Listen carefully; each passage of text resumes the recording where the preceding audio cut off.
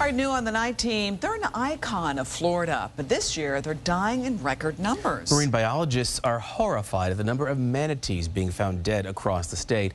Night team's Kevin Ozebek has a special assignment report, a dying breed.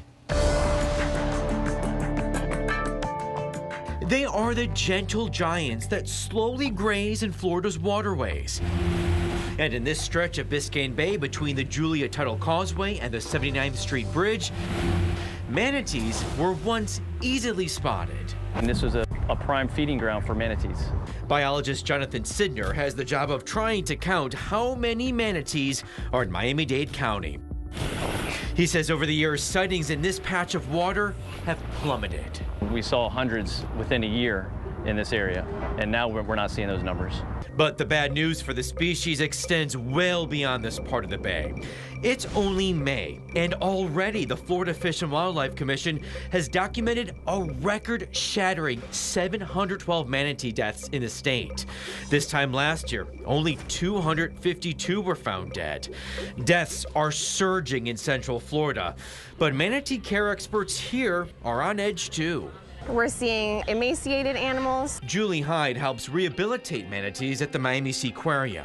This is where FWC sends sick and injured manatees found in South Florida. When this nursing mother was brought in, she was swimming on her side and barely bigger than her 8-month-old calf. The reason that they're coming in this time is not necessarily for that boat strike injury.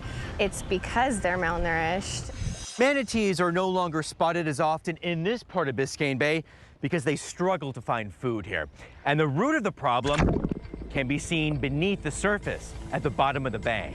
Manatees need to have the food source, and it's all of our responsibility to keep the water clean so that that food source can thrive.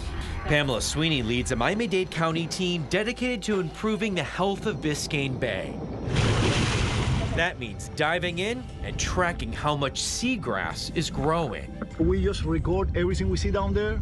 This is a manatee's favorite meal. In this part of the bay, the health of the seagrass was considered pretty good until recently.